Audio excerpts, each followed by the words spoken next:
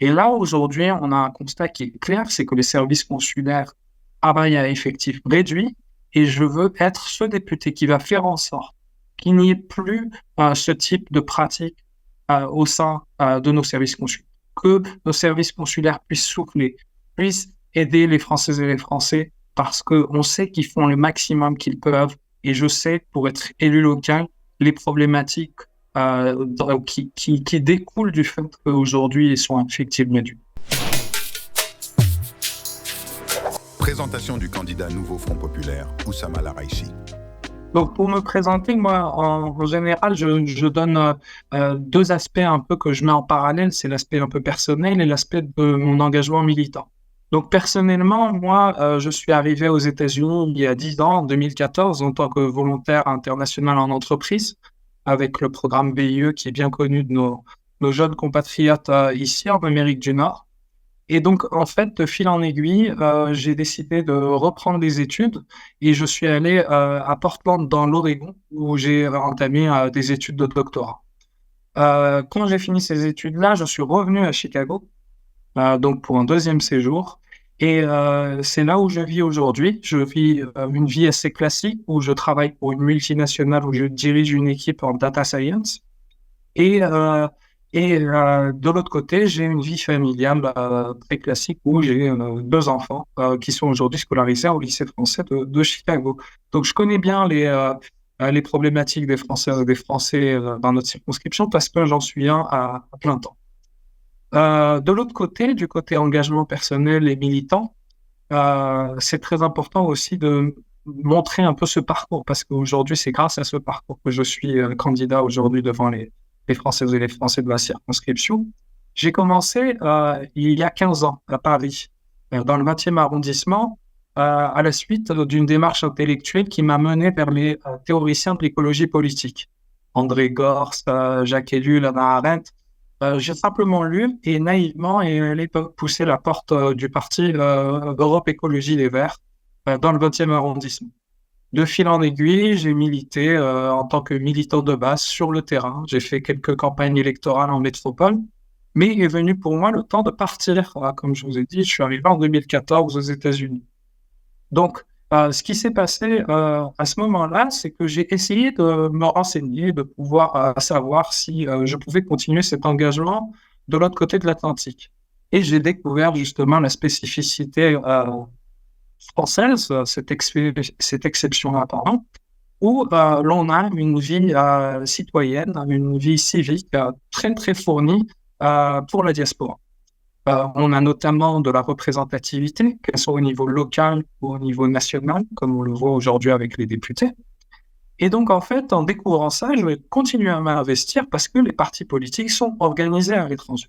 Donc, j'ai continué dans le même parti, Europe Écologie Les Verts, dans le groupe local Amérique du Nord, donc celui de la circonscription, où j'ai commencé à avoir des responsabilités qui m'ont mené en 2021 à me présenter pour les élections consulaires, pour devenir conseiller des Français de l'étranger.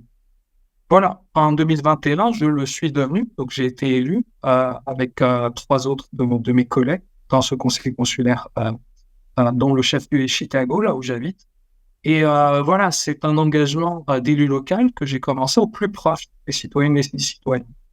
Donc, ça m'a permis de connaître encore plus la vie et les problématiques de mes concitoyennes et concitoyens de la circonscription parce que, voilà, non seulement j'ai mon expérience personnelle qui est très proche de la majeure partie des gens, mais j'ai commencé à aider les gens à me battre en conseil consulaire pour des dossiers de bourse, pour des dossiers culturels, etc. Donc, j'ai connu justement les difficultés qu'on peut avoir et les problématiques. Et voilà, donc sur les 3 dernières années, donc à partir de 2021, non seulement j'ai mené à bien mon mandat d'élu local, mais j'ai commencé aussi à prendre des responsabilités dans mon parti au niveau au-dessus. Parce que en 2022, j'ai été élu à la tête de notre fédération des écologistes du monde entier, de tous les Français et les Français de l'étranger. C'était des responsabilités qui m'ont mis au plus proche de notre QG national. Et c'est comme ça que j'ai fait mes classes pour aujourd'hui avoir assez de background politique pour me présenter devant les Françaises et les Français pour la députation. Donc voilà. En gros, j'ai une vie personnelle qui est très proche des Françaises et des Français en Amérique du Nord. J'ai un parcours politique qui fait qu'aujourd'hui, je suis prêt à me présenter et je n'ai jamais été aussi motivé pour représenter les Françaises et les Français à l'Assemblée nationale. Quelle est ta définition de la gauche? Euh, euh, Par rapport à ma définition de la gauche, ouais, elle est très claire. La gauche, c'est d'abord des valeurs avec lesquelles on ne peut pas diverger. Donc, on a les valeurs de progressisme, euh, les valeurs d'humanisme, les valeurs de féminisme et les valeurs d'écologie. Et donc, c'est très important pour moi de prendre ces valeurs-là comme ligne directrice de tout engagement à gauche. Et encore une fois, je le redis, c'est pour ça que c'est très important pour moi de le dire, c'est d'un côté, on peut avoir beaucoup de forces politiques, notamment au centre et au centre droit, comme les macronistes qui se disent progressistes. Mais le progressisme, il n'est pas à géométrie variable. Le progressisme, c'est une valeur qui, à gauche, est toujours constante. C'est-à-dire aujourd'hui, quand il faut aller défendre les droits des personnes trans, la gauche ne doit pas flancher là-dessus. Et on voit comment le président de la République a traité dernièrement les personnes trans et a fait ces sorties outragières sur les personnes trans. Donc voilà, c'était très important pour moi de donner ces quatre valeurs, mais aussi de nuancer un peu, parce que je suis écologiste, en donnant la définition de l'écologie politique, un peu de ce développement durable qui est cher justement à l'écologie politique. Et ce développement durable, en fait, la définition, c'est de nous donner les moyens de réussir nos objectifs sans sans menacer les futures générations à avoir leurs propres objectifs réalisés. Donc, en fait, il y a cette notion-là où tout ce qu'on fait aujourd'hui, on doit faire en sorte qu'ils ne mettent pas en dommage ce que les futures générations pourront faire. Donc, c'est très important, cette espèce de durabilité-là, ou sustainability en anglais, où justement, pour moi, c'est aujourd'hui devenu intrinsèque aux valeurs de gauche. Quel est le programme du NFP en ce qui concerne les Français d'Amérique du Nord? Le nouveau Front populaire, c'est une union. C'est une union qui a été mise en place avec une prise de responsabilité globale de beaucoup de partis politiques à gauche qui ont mis de côté leurs différences pour justement être prêts, compte tenu justement de la gravité du moment, ce moment historique qu'on est aujourd'hui, à savoir qu'on a l'extrême droite aux portes du coup. Quand on se présente à la députation, on se présente pour être député de la nation, indivisible. Donc, je vais être mené à légiférer pour la France entière. Donc, il est très important de noter à ce niveau-là que ma boussole sera ce programme sérieux, chiffré et financé qui a été fait par l'Union des gauches au niveau national, par le nouveau Front populaire. Donc, c'est très important de le noter. Ceci dit, il y a toujours des spécificités dans notre circonscription. Et moi, je m'engage vis-à-vis de toutes les Françaises et les Français des États-Unis et du Canada pour décliner un maximum que possible toutes les mesures, les 150 mesures qu'on a mis en place dans le programme du nouveau Front populaire, tant que possible, pour justement faire en sorte que les Françaises et les Français des États-Unis et du Canada soient inclus dans ces réformes structurelles du pays. Alors, il y a 3 temps dans ce programme. Je l'ai rappelé dans plusieurs de mes interventions. Le temps de la rupture, les 15 premiers jours, où il va s'agir de justement défaire les injustices qui ont été mises en place les 7 dernières années le plus rapidement possible, avec des mesures notamment très fortes sur le pouvoir d'achat, mais aussi des mesures de réparation du service public. Et c'est là où je m'arrête un instant pour décliner. Le service public, on le connaît parce qu'on l'utilise, nous, Françaises et Français, aux États-Unis et au Canada, à travers les services consulaires. Et là, aujourd'hui, on a un constat qui est clair, c'est que les services consulaires travaillent à effectif réduit, et je veux être ce député qui va faire en sorte qu'il n'y ait plus ce type de pratique au sein de nos services consulaires, que nos services consulaires puissent souffler, puissent aider les Françaises et les Français, parce qu'on sait qu'ils font le maximum qu'ils peuvent, et je sais, pour être élu local, les problématiques qui découlent du fait qu'aujourd'hui, ils sont effectivement réduits. Donc, dans ce temps de la rupture, ces 15 premiers jours, quand il y aura lieu de mettre en place, la réparation du service public, je serai le député qui ira pousser pour que les services consulaires qu'on utilise nous quotidiennement soient impactés par cette réforme. Voilà. Pour le deuxième temps, le temps des 100 premiers jours, ce qu'on appelle le temps des bifurcations. Dans ce programme, ce temps-là va être dédié à la mise en place de grandes lois organiques qui vont diriger le pays, histoire de redonner sourire aux Françaises et aux Français. Maintenant, sur ce plan-là, il y a plusieurs aspects. Il y a l'aspect de la santé, pour remettre en place une grande loi santé, supprimer les déserts médicaux en France, en métropole. Il y a l'aspect écologiste, l'écologie, où il va falloir travailler d'arrache-pied sur la réparation thermique des logements, l'investissement dans les renouvelables. Tout ça, c'est sur l'aspect écologique, mais il y a aussi un aspect très particulier qui est celui de l'éducation. L'éducation, aujourd'hui, comme on le sait, il y a une grande perte de vitesse. Et cette perte de vitesse, elle découle majoritairement du manque d'effectifs. Et ce manque d'effectifs-là, il va être pallié par une grande phase d'embauche d'enseignants et de personnel d'éducation. Maintenant, c'est sur cet aspect-là que je voulais m'arrêter un instant pour décliner pour les Françaises et les Français qui habitent aux États-Unis ou au Canada.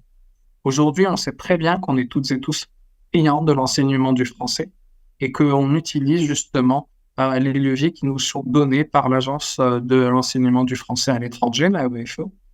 Et justement, c'est ce que je voudrais faire, c'est dans cette grande loi d'éducation, faire en sorte que les Françaises et les Français de l'étranger soient partie prenante et partie intégrante de cette réforme, pour qu'on puisse justement rehausser le niveau des bourses scolaires qui sont données aujourd'hui à nos enfants.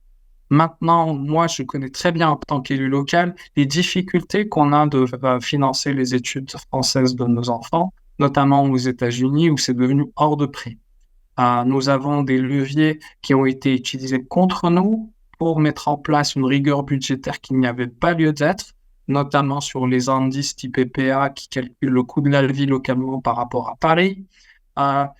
Tout ça, en fait, je serai le député qui ira mettre en place les réformes justement structurelles qui aideront les Françaises et les Français dans les différentes circonscriptions, notamment la nôtre, la circonscription d'Amérique du Nord. Maintenant, il y a aussi l'aspect de l'Agence pour l'enseignement du français à l'étranger, l'AEFE.